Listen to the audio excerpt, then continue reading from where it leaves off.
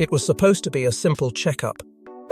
A quiet, routine appointment slipped between meetings, smiles, and cameras. But inside those palace walls, something changed fast.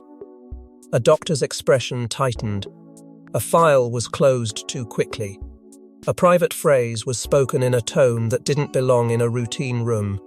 And before Catherine could even process it, the palace machine began to move silently, urgently, and with one terrifying goal: contain the truth before anyone else senses it. Before we go deeper into what this really means for the royal family, make sure to subscribe so you don't miss a single update. Earlier that morning, everything had felt stitched together by habit. The familiar rhythm, the controlled warmth, the polite exchanges designed to reassure the nation that all was steady, all was fine.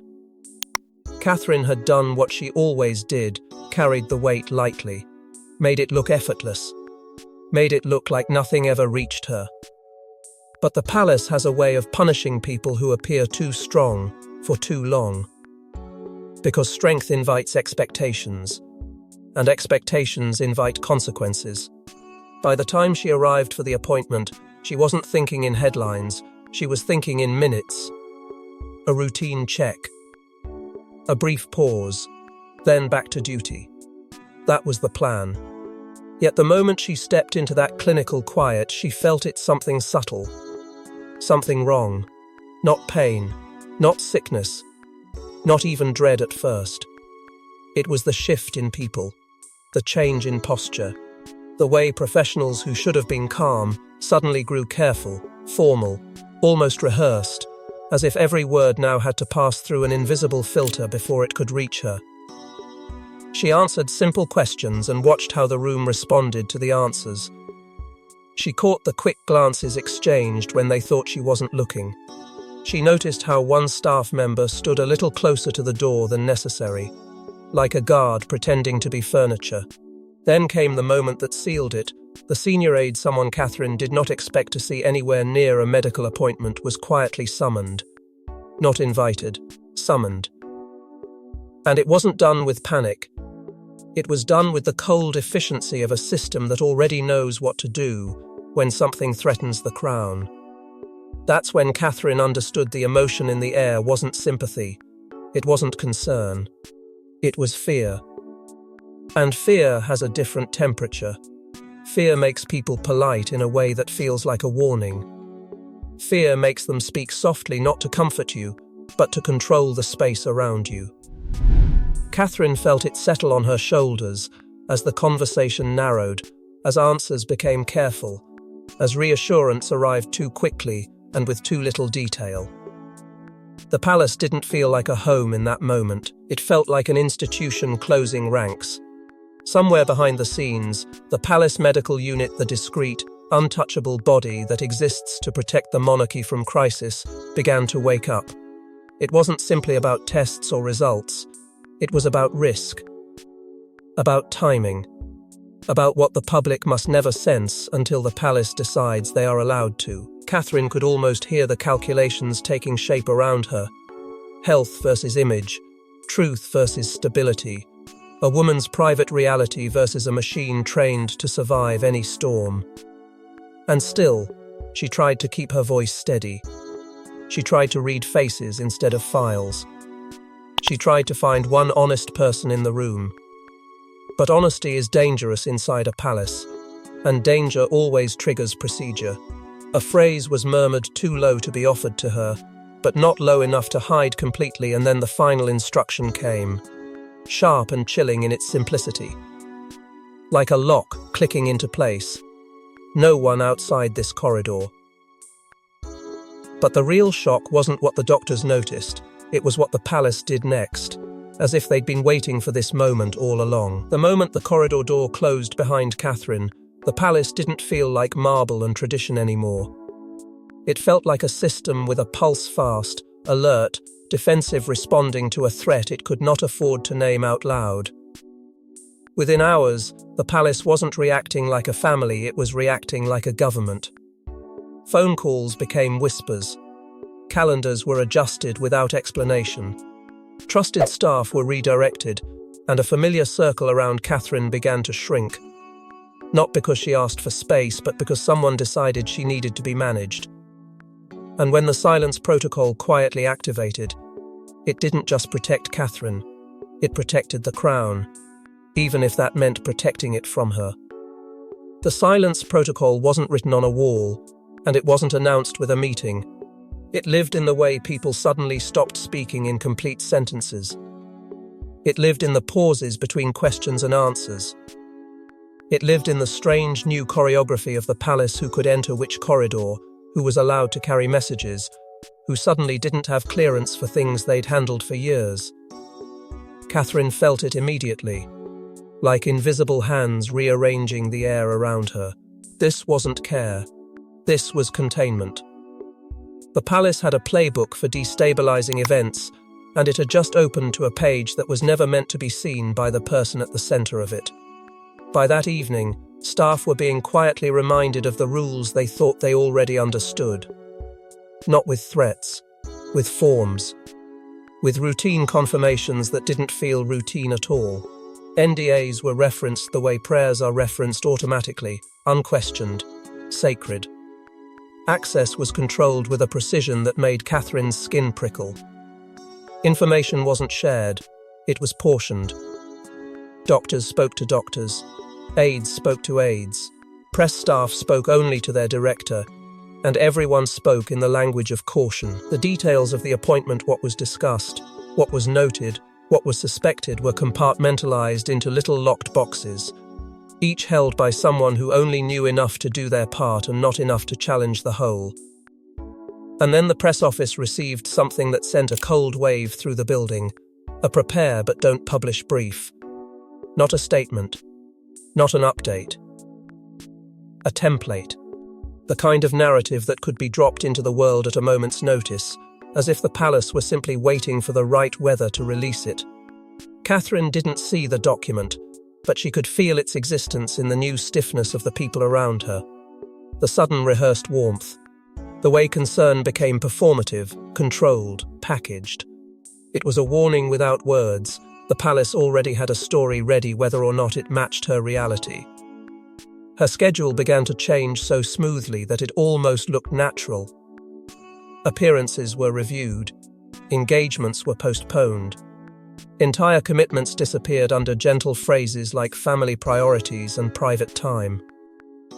The public would see a softer version of her life, a curated version, one that implied rest and routine and calm. But behind the scenes, Catherine watched the palace erase her presence like someone wiping fingerprints from glass. She was being protected, they would say. She was being supported, they would insist. Yet every adjustment felt like a decision being made about her, not with her. The palace wasn't asking what she needed. It was deciding what the crown needed from her. The emotional truth hit harder than any rumor. Catherine wasn't being helped, she was being handled. And once she felt that, she couldn't unfeel it. She began noticing the subtle flinches when she spoke too directly, the way certain staff suddenly deferred to new authority, the way the room changed when the heir entered, as if his presence activated a second set of rules. William, torn between instinct and duty, was pulled towards strategy with a force that surprised even him. Conversations that should have been private became structured. Comfort came with conditions. Support arrived with warnings disguised as reassurance. He wasn't cruel. He wasn't cold. But he was becoming careful. And careful is often the first mask the palace teaches its heirs to wear. And then came the quiet warning, delivered like friendly advice but landing like a threat. If Catherine spoke freely, the consequences wouldn't be personal. They would be constitutional. Not embarrassment, instability. Not gossip risk. Not a family disagreement, an institutional crisis. Catherine heard the meaning beneath the wording. The palace could survive sadness, but it could not survive unpredictability. And if she became unpredictable, the machine would do what it always did. It would protect itself. And just when Catherine thinks she can rely on her closest circle, she discovers the most dangerous truth of all: not everyone around her is on her side.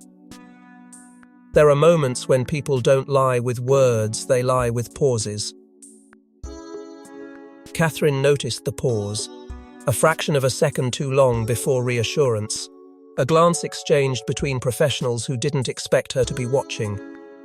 And then came the worst kind of comfort, vague, soft, carefully shaped language designed to calm her without telling her. That's when Catherine realized the palace wasn't merely hiding information from the public. It might be hiding it from her too. That hesitation became a loop she couldn't shut off. She replayed it in her mind the way people replay a sudden noise in the night again and again, searching for the meaning hidden inside a second of silence. The doctor's voice had been gentle, yet oddly distant.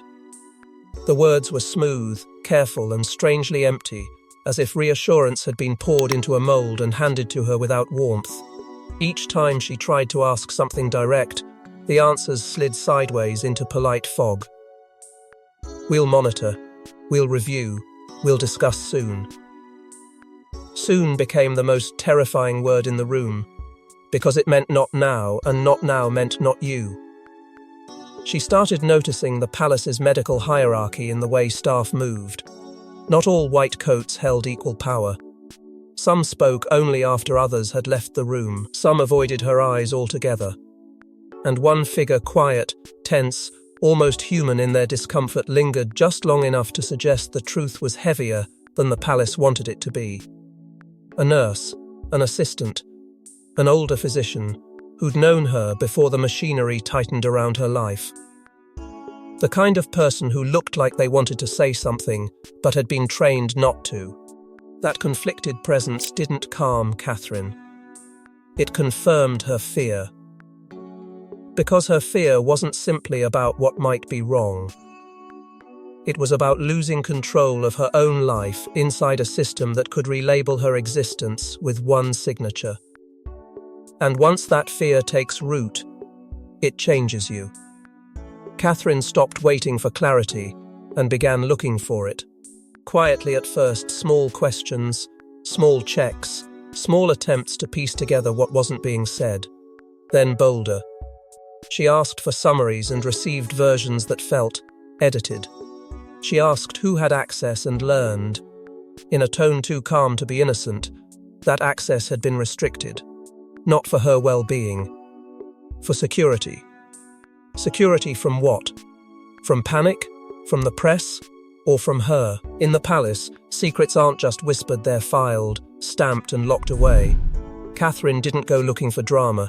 She went looking for clarity. But the moment she sensed a file existed beyond her reach, she stopped being a patient and became a threat. Because the palace can handle sadness. It can handle sympathy. What it cannot handle is a future queen asking the wrong question at the wrong time and refusing to stop. She followed the trail the only way she could through the tiny cracks where procedure leaves fingerprints. Appointment logs that didn't match the public diary. Internal memos written in sterile language that avoided specifics but screamed urgency. A medical summary that felt oddly smooth, missing the rough edges of reality. Each discovery tightened the air around her, and she began to feel it, the sensation of being watched without seeing eyes. Doors that opened slower, staff who paused mid-sentence, the kind of silence that isn't peace, it's surveillance. When she confronted a senior aide, the response was cold in the way only rehearsed loyalty can be. Polite. Final. The message was clear. This wasn't a conversation. It was a boundary. Catherine walked away with her heart thudding, carrying two competing instincts like weapons in her hands: protect her children from chaos, or demand the truth even if it detonated everything. And then, in a single overlooked moment, she caught a phrase on a document header that didn't belong there. A phrase that hinted this wasn't new, this wasn't unique, this wasn't just happening now. And that precedent doesn't lead to comfort, it leads to a name from the past, and a royal memory the palace tried to bury. The palace doesn't fear illness the way ordinary families do. It fears patterns. It fears history repeating itself under the same chandeliers, in the same corridors, with the same headlines forming like storm clouds. Catherine begins to sense it, The panic isn't only about her health. It's about what her health could trigger: a chain reaction of speculation, succession anxiety, and old wounds reopening.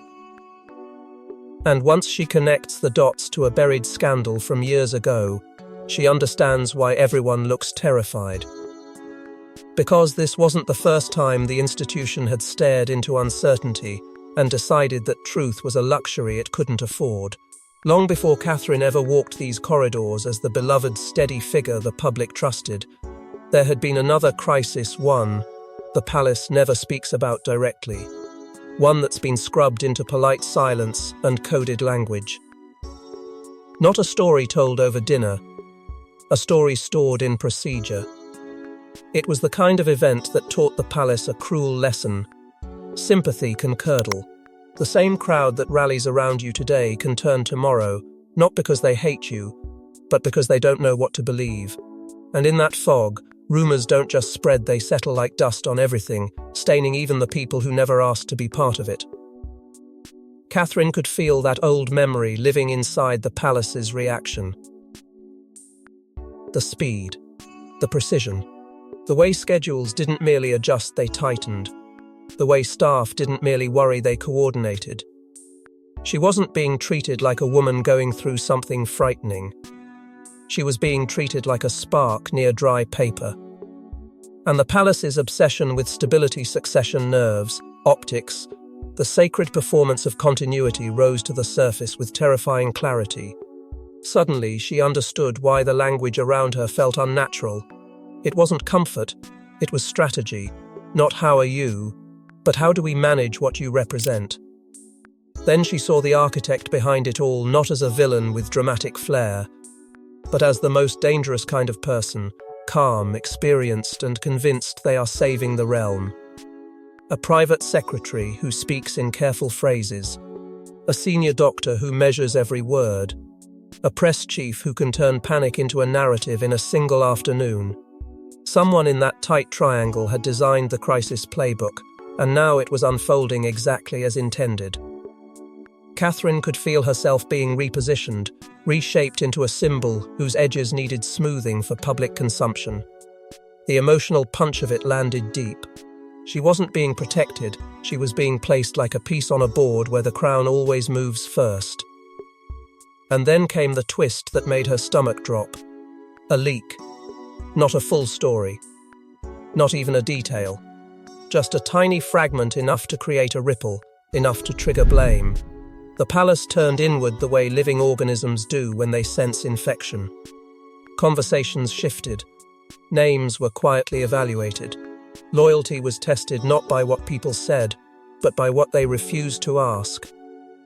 Catherine watched it happen and realized something chilling. Once the palace begins hunting, it doesn't care who gets trampled. It only cares that the machine survives. Catherine expected fear. She expected grief. What she didn't expect was distance measured, controlled, almost strategic. William insists he's trying to help, but his help comes wrapped in palace language, timing, stability. We must be careful. Catherine hears the subtext instantly. The crown is speaking through him. And in the quiet, after a tense conversation, she realizes a devastating possibility. She isn't just fighting a system. She may be fighting the version of William the system created. The argument doesn't explode all at once, it tightens, like a knot pulled slowly until it hurts. Catherine demands directness, demands honesty, demands to be treated like a person with a life, not an object with a function. William urges caution, and even as his eyes betray worry, his words sound rehearsed. He talks about the moment, about public reaction, about the children, and Catherine hears the hidden message beneath all of it: do not do anything that the palace can't control. She calls it out, the institution voice in his tone, and it lands like betrayal. Not because he doesn't love her, but because love suddenly feels filtered through duty. And the children, always the children, hang between them like a sacred shield and a sharpened blade. Catherine wants to protect them from chaos, from headlines, from the cruel curiosity of the world. But she also knows what it means to raise them inside a home where silence is policy and autonomy can be quietly revoked. William reveals the pressure without fully meaning to. Senior figures have warned him. Uncontrolled messaging is dangerous. Unplanned honesty is risky. The palace needs order.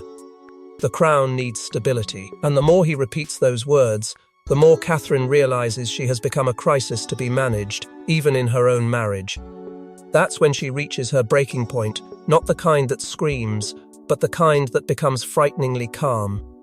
She wants the truth, even if it scares the public, because the alternative is being erased gently, while everyone smiles and calls it care. She looks at William and understands that waiting for permission will only tighten the cage.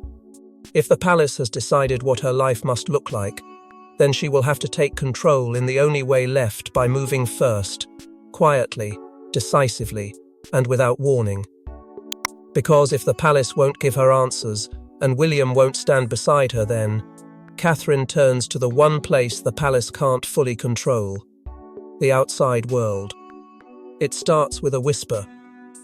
A single sentence, passed quietly from a concerned staff member to a friend, to a journalist, to a headline writer hungry for blood. The public doesn't get the full truth, only a fragment. But fragments are more dangerous than facts. Because the palace can correct facts, it cannot correct imagination. And when that fragment escapes, Catherine watches the palace snap into a new mode, not protection, retaliation. Someone will pay for this. The only question is who. At first, it doesn't look like an earthquake. It looks like a tremor small enough for the palace to pretend it can absorb it. A vague line appears in the press, carefully worded, almost shy in its implication, but heavy with dread. No detail, no proof, just that horrible suggestion that something is not right, that something has changed, that the palace is hiding what the public deserves to know. And in the modern world, implication is gasoline. Within minutes, concern turns into speculation. Speculation turns into certainty. Certainty turns into accusation. Catherine watches it unfold with a cold rush of disbelief, because she knows the truth isn't even fully out there, yet somehow the noise becomes louder than reality. The palace responds the only way it knows how, with competing stories, drafted like weapons. One narrative is soft and soothing, designed to calm the nation. Another is firmer, pushing boundaries and reminding the public of privacy. A third is colder, built to shut the conversation down through authority alone. Catherine doesn't see the drafts, but she can feel the tension they create: different staff, moving with different instructions, subtle contradictions forming in the air, a machine trying to steer a storm while pretending it isn't raining. And as the PR team fights for control of the message, a darker hunt begins behind closed doors. The internal witch hunt. Access logs are checked. Staff are questioned in polite tones that feel like knives. Someone becomes unavailable. Someone else is suddenly relocated. Scapegoats are selected not because they're guilty, but because they're convenient. Catherine is left in the center of it all, carrying a guilt that doesn't belong to her, and a rage she can barely admit. She never asked for this. She never asked for strangers to turn her private fear into entertainment. Yet the palace doesn't just punish the leak, it punishes the possibility of future leaks. And people around her begin to suffer because her reality has become a liability. That's when the heartbreak deepens, because it's no longer just her life being controlled. It's everyone's. The palace isn't protecting her from the world anymore. It's protecting itself from the damage she might cause by existing outside its script. Even William is forced into the performance. He appears with a statement that is careful, emotion-tight, and polished in the way grief should never be polished. The words are measured. The face is controlled. The tone is calm. But to Catherine, it feels like a wall going up between them in real time, because she can hear what isn't being said. She can hear the institution breathing through every pause. And then the thought arrives, sharp and terrifying. What if this leak wasn't an accident? What if someone wanted this chaos? Because chaos creates leverage. Chaos creates openings. Chaos forces people into deals they would never accept in peace. And just as Catherine thinks the palace is spiraling out of control, she's offered something far more frightening than scandal a deal. In the end, the palace doesn't threaten with anger. It threatens with calm. Catherine is invited into a private room, not as a wife or mother, but as a liability the crown must manage. The offer is framed like compassion, rest, privacy, time. But underneath is the blade. Step back quietly. Let us shape the story. Let us decide what the world is allowed to know. And we'll protect you. Catherine listens, heart pounding. Because she understands the truth. This isn't medical anymore. It's political. They present it like an exit plan with velvet edges, fewer appearances, carefully timed updates, strict messaging that turns her life into a controlled drip of reassurance. A promise that the children will be shielded from the worst of it, that the public will be guided gently, that stability will be preserved. Catherine hears the words, but she feels the cost.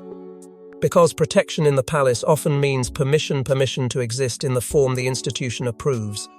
And the conflict inside her turns brutal and immediate. Protect her family from chaos, or fight for her agency, even if it shakes the ground beneath them. William's presence becomes its own heartbreak. If he's there, he's quiet in a way that makes her feel alone. If he isn't, his absence screams louder than any argument. Either way, Catherine understands she is standing at a fork in the road that will define everything. The woman she is, the mother she is, the future she thought was hers. She suspects the deal isn't just about easing a scandal. It's about succession optics, power consolidation, keeping the line of control clean and unbroken. It's about the palace deciding what a future queen is allowed to be and what she is not allowed to say. And then comes the hidden factor, the detail that changes the air in the room. A name, a signature, a quiet admission of who initiated this meeting and why. Something that links back to that sealed file, to those restricted records, to the idea that what's happening now isn't simply a response, it's part of a plan. Catherine feels the life she built slipping, not because of fate, but because of hands guiding it away from her. And in that moment, something inside her hardens, not into cruelty, into clarity, because she finally sees the palace for what it is, not a home, not a family, but a machine that will always choose itself first. The room expects her to nod, to agree, to disappear gracefully, to become a curated absence that the palace can explain. But Catherine doesn't respond the way they want. She holds the silence, she measures their calm, and behind her eyes, a decision forms quiet, dangerous, irreversible.